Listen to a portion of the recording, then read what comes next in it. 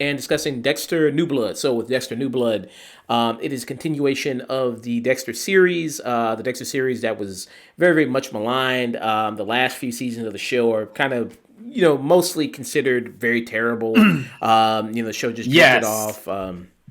yes. The show it it comes down to the major change in showrunners between season 4 and 5, because 1 through 4 was all showrun written by Clyde Phillips, and he had a very different view of the character of Dexter. He was willing to view Dexter more as this psychopath, this like violent, evil person. He always treated Dexter's actions through a distance, and yes, he is doing some good, but it's never for altruistic reasons. He is doing it purely because he is a psychopathic serial killer. And Scott Buck, the I will be kind and say gentleman, who also brought us such wonderful things such as Iron Fist and the Inhumans series from Marvel. He saw him more as the vigilante, as this like Batman bringer of justice type of character. Yeah. As Dexter, he says in this series, the Dark Defender, as he says, and New Yeah. Blood here. So it's kind of clashing of kind of styles there with the show later on in seasons. Mhm. And I think, then it also was a lot of ridiculous plot lines and stories that just didn't make any sense. And, Hey, yes, yeah, especially the one where Deb, his adopted sister, was like sometime in like season 6 or 7. He's like, "Hey, you know what? You're in love with your brother, and you want to fuck him." yeah, it's just And crazy racist. that happened after those two actors got divorced. Yeah, and Deborah's also in this show. In the New Mhm. Blood, she's kind of what Harry was to him in the original show, which kind of this Jiminy Cricket type character. His kind of subconscious coming alive and talking to him. So she She kind of is, but she's giving a very different type of performance that James Remar did in that show. Remar, he was always more distant. He always like more distant from Dexter. Deb is right in his face and constantly fucking with him this entire show. And she is. This is a return to form for that character after the disservice that the last 4 seasons of that show did. Yeah, because in the first episode you see her, it's very much her being, much more reserved and, much more kind of like it's helping him maintain his code. So at the end of Dexter, if you didn't know, because we're going to be spoiling some stuff here with New Blood and then with the Dexter show. So if you don't know, so what happened at the end of Dexter was, that he, faked his death. Then the last scene of the Oh, final drove his. No, it sounds insane when you say it out loud. So he, in the middle of a Category 5 hurricane, takes Deborah's deceased dead body, takes it onto his boat, drives his boat in straight into a hurricane, somehow survives, doesn't say, "Hey, I should probably go after my girlfriend and my infant son, and not leave him with another serial killer," or I don't know, maybe check on those other two stepkids. I guess he forgot about the yeah. after season 5, and just says fucks off and becomes a lumberjack. Yeah, so that's kind of where this kind of picks up here in New Blood, where you see him, where he is living in Iron Lake, this cold small town, and he's trying to maintain the vow he took to not kill anymore. You see his routine, you see what he does. He's this guy now named Jim Lindsay. So he's gone from Dexter Morgan to Jim Lindsay. He's dating a police chief named Angela. Yeah, who the more I watched the series, the more I saw the parallels with Deb in her. I Oh see yeah. why Dexter would be attracted to this woman. Oh yeah, most definitely. Yeah, most definitely here. She's yeah. There's a lot of parallels between her and Deborah here. And also he works at this gun shop.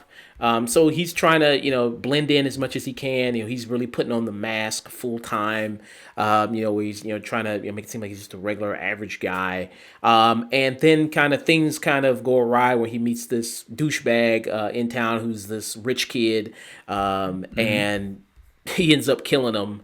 when he's trying to take a vow, he's trying to say it like, "Hey, I don't want to do this. I'm trying to stick to my code," but then that rich guy just has to push him that final edge where he just shoots this deer that he has this connection with that he meets out in the woods, and then that was just he just snaps and just finally kills him and goes back, you know what I mean, Mhm. into his old ways. Yeah, and it's played very much like an addict relapsing. Yeah. And I think, with this, I mean, Michael C. Hall stepping back into the role, I think does a very good job, being Dexter Yes, again after so many ab- years. ab- absolutely. Even as bad as the worst seasons of Dexter got, he was always bringing his A game. Yeah. Yeah. And I think he still does a very, very good job here. And with that first episode, we have the big reveal that his son Harrison has come back. He's found him, and it throughout the progression of the series it's really trying to have them reconnect again. Him being a father to his son, him also trying to control his urges after killing his first person after many many years. Also there's this other serial killer that's in this Iron Lake area. Then there's his police chief girlfriend Angela who's trying to find out who this serial killer is. So that's what adds to the tension of the show as well, of when those stories are going to collide and when those situations are going to collide as well. So yeah, I think with this series, I think that it is much better than the last few seasons of Dexter by far. I think they're much above that. So if you're looking for this, like, is this better than those other seasons, those last few seasons of Dexter? Yes, I do think so. Mhm. And I think it has a lot of those great things about what made Dexter great. Michael C. Hall playing the role, really trying to live by this code, him trying to follow it and really get inside his mind of this person. And I think it does a very, very good job at that. I think kind of where it fails and kind of reminds me about where it was kind of like some of the bad seasons is with the character of Harrison. I think Hmm. that I just didn't really like him at all in the show. Hmm. And when he kind of came on and when he was kind of doing stuff, I just felt like a lot of times it just tanked the whole thing. A lot of times because he's like I said, you mentioned how Dexter kind of abandoned him and his stepmom, and he was kind of living as this lumberjack for all these years, and he comes back, finds them, and then he'll spin every single conversation back into, well, you were never there for me and you abandoned me anyway, so why do you care? Well, that's a very realistic reaction for a teenage kid because I think in the show Harrison's supposed to be like 15 or 16, and kids are always kind of shitty. And especially, with his abandonment issues of his dad, of course he's going to be like kind of shitty, but I never felt it went overboard with Harrison. I think it did. I think it just was so many one too many times of just him constantly referring back to that. Like the conversation didn't even have anything to do with it. Then he would always go back to that. You know what I mean? It's like when there's a scene where he gets called into a principal's office because he got like this great score on a test. And Mm. the principal thinks he cheated, used his phone, and then he was like, "Okay, well, this is an issue. Just take the test again. So what? I mean, what's the big deal?" And he says, "But I didn't cheat. Are you saying I'm lying? You know what I mean? Well, of course you think I'm lying. I mean, it's not like you were ever there for me. You know what I mean? It's like, what the fuck does this like? Just spinning it into every single thing. It's like, okay, Hey, dude, teenage kids are assholes. I mean, They will take any ammunition that they can get and fucking use it to come off as the biggest dickhead possible. I mean, That is what teenagers do. I get that, but I just was kind of just like it just was just so much with him and just kind of being bratty. And then they tried to also do well, not try to, they really do, the whole dark passenger with him as well, with Mhm. Harrison, given the fact that, he was born in blood just like Dexter was, because if you know from the Dexter show, hey, thank you so much there, Reno Valley, for the 100 bits there. Thank you. Oh, no, for just, he said 100. Oh, yeah. That's Mm, what he just said. Hey, man, thanks, man. Thanks for thanks. coming in. But yeah, so they try to do that with him with the whole dark passenger with Harrison, and it just kind of comes off as kind of just him being bratty and just emo a lot. Like it just I just don't think the actor has maybe the gravitas to carry that like the way Michael C. Hall does. What did you kind of think about that? Oh, thank you for the I 100 bits, by the way. Oh, I sure. I disagree completely. Um, I think Jack Alcott, who plays Harrison, he is doing a spot on performance. I think he's wonderful. He doesn't really borderline on the. He felt like a realistic abandoned teenager, and I think that in small moments, there's like little ticks in his performance where he is mirroring Michael C. Hall. It's like looking in a mirror. Even they Mm, comment on it. Yeah, he eats like him. He has a lot of the same mannerisms that Dexter does. And mm, I think their relationship is kind of the saving grace of this show. That you have such strong interaction between Dexter and Harrison the longer the show goes on. I think where it turned around for me was kind of episode, I think it was 6. mm. I think that's where it really turned around for me because Dexter is very closed off because hey, he doesn't want to admit to his son that he's a serial killer. Mm. So of course the kids can always sense that hey, you're not fucking telling me something, and he's always like really distant because hey, he's a psychopath. He doesn't really know how to. Mm. Yeah. Yeah. I see what you're saying. I mean, I think some of the stuff he does in mirroring, Michael C. Hall. And also thanks again, Reno, for the 100 bits. I don't know if you gave me 100 bits because I said like, oh, 100 bits before I didn't use it one. But hey, man, thanks anyway. Much appreciated. Yeah, I mean, I can see some of the stuff you're saying with the character. I don't know. It just felt so bratty, and then so like the way that the girl who was the daughter of the police chief. I think she was more bratty and more of and rebellious and more of a realistic way to me. In contrast, I think stuff she was doing because her daughter is she's like well, she's well, like well. yeah. The biggest thing is Harrison is definitely has like early signs of being a psychopath, and the chief's daughter, she's a normal teenager. Yeah, I guess that's a good point. Yeah, I mean, it's clearly. I mean, like I said, I mean, this kid had a very traumatic experience happen to him. Watch his mother being killed in front of him by the Trinity Killer, who John Lithgow makes a guest appearance in here, back as the Trinity Killer. And I think and speaking of like the Trinity Killer, they also have like another thing about Dexter was the serial killers of the show. Like each season would be a big serial killer that he was always going up against. Like he'd be the big bad of the season.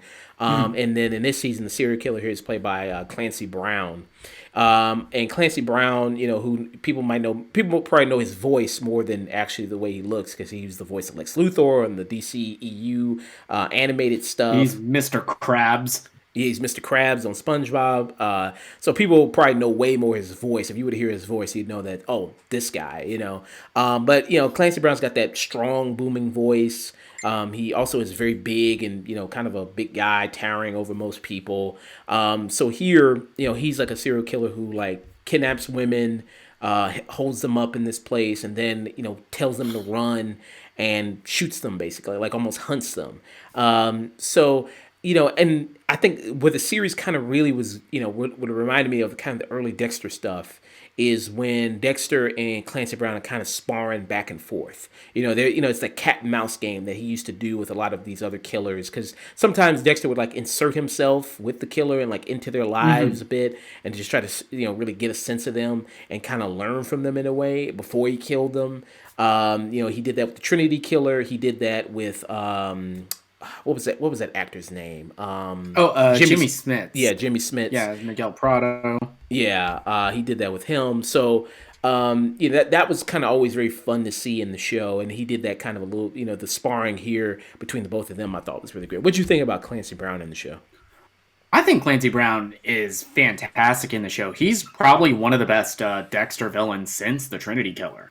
He's just balances that fine line between super menacing when he is doing that verbal sparring with Dexter, that coyness, that okay, how much does this guy really know, and that like super like friendly, salt of the earth, nice guy persona he has when interacting with everybody else.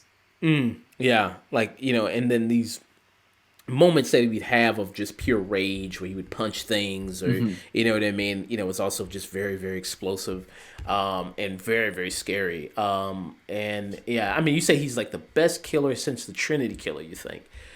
He's the one I've liked the most since. I think it's Trinity, him, and then Miguel Prado. I'd have to go back and see. I mean, it's tough because after I mean, I think John Lithgow is the Trinity Killer. I mean, he's so great. I mean, he's so amazing Mhm. in that season. I mean, that's one of the best seasons of Yeah, television.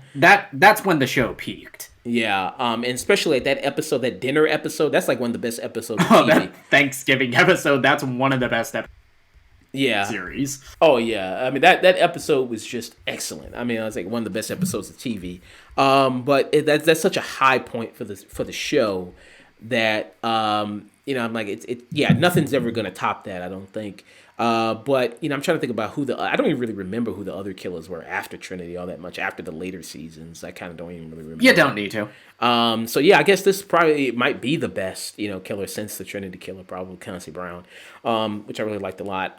When it comes to the other side characters in the show, like I said, I think Angela, who's the police chief, who's girlfriend in here, I think she's really great. Like you said, there's very much parallels for her and Deborah Morgan. Not in the too much in the way she acts, but just kind of her personality. You know what I mean? She's very strong personality, very assertive. Being the police chief, especially being a woman in that position, and you really have to Mhm. flex your kind of authority and in order to get people to really respect you. Hey, thanks, Yeah, Javon. Good. Hey, thanks for showing up, man.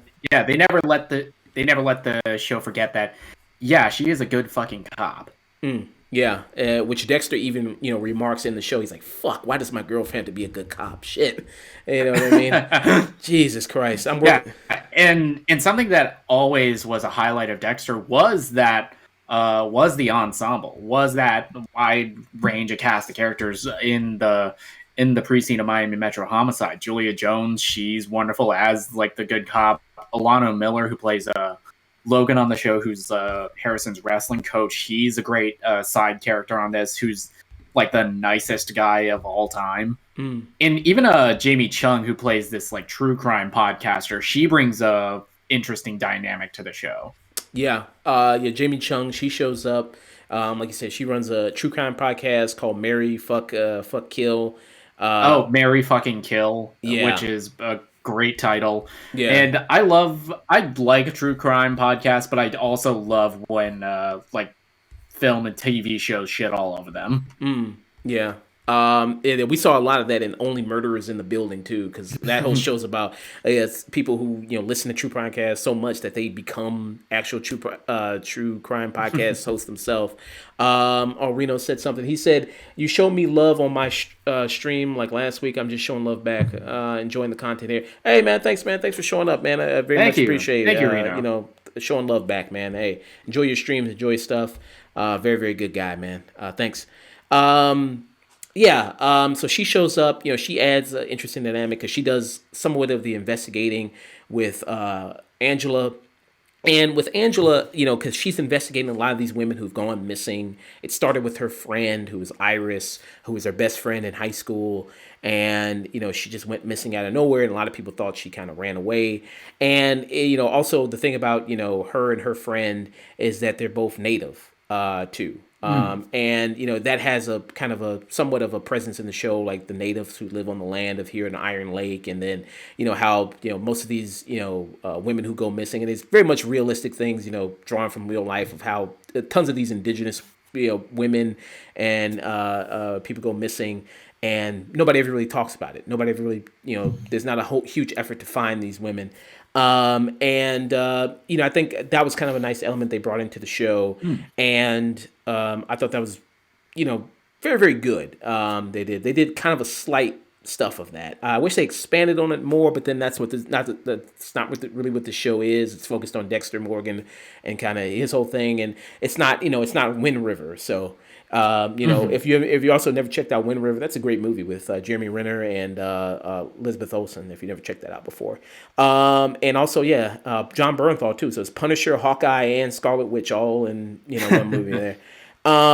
Yeah, what'd you kind of think about that whole element there with the That invest? whole element, I think the investigation, it's done really well. The inclusion of the indigenous people, it is a lurking element, but I think it's the mistake. It's kind of dropped after like the first couple episodes, and that's kind of one of the big problems I have with this miniseries. It's only 10 episodes. I feel like you needed 12 or even 13 going back to like how long the original series run was, because even where this miniseries ends, there's still a lot of threads I wish we could have spent some time with. Yeah. Well, there's potential talks here. Y'all going to do another season. There's some potential talks of how well received this is, how how well it's doing. Potentially, it's Miami going to get another season. Mhm. Yeah, I mean, like I said, they could expand upon it more. I did like Jamie Chung coming in, with the true crime stuff. Again, that's I think they kind of had that element. I think in one of the seasons of Dexter, if I'm not mistaken, someone who had like a podcast or true crime type thing. If I'm not mistaken, I can't remember. Uh, It was someone like investigating Dexter in one of the seasons. That was Peter Weller doing that. That was one of the. I think that was a through line in season 5. Okay, yeah. So yeah, I kind of like that, and them kind of trying to investigate.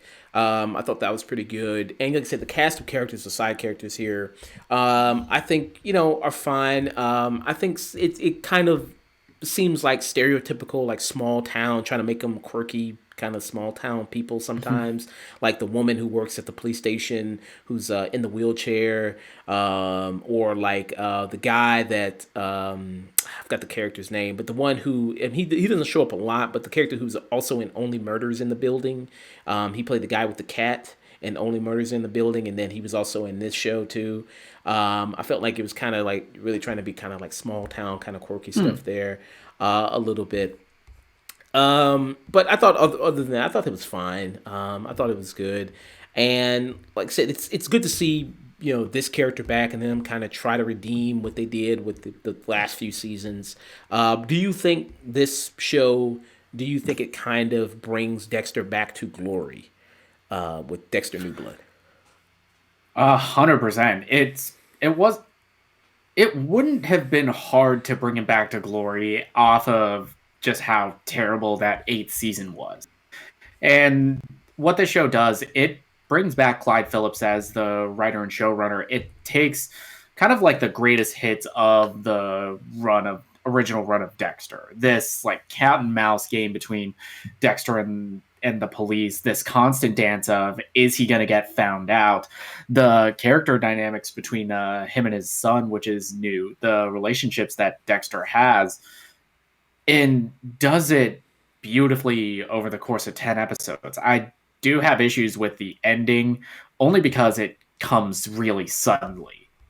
And there's one character interaction that I think we needed to see that would have greatly improved the reception of the final episode of this. Okay. Yeah. I think I think the show is pretty good. I mean, like you said, it's not a very high bar to jump over when you're dealing with the last few seasons of the show, which were so much maligned and so terrible. And yeah, I think it does a decent job at kind of doing that. Does it reach the peaks that a lot of the original show did, like season 4, season 3? With no, it doesn't.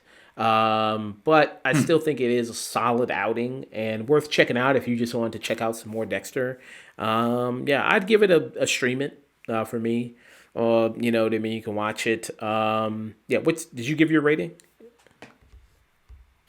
Yeah, I feel like I'm at a tune in. For anybody who is a fan of the original Dexter, this is absolutely must see TV. It treats Dexter it's a return to how Clyde Phillips saw the character of Dexter, and that just feels more true to the show.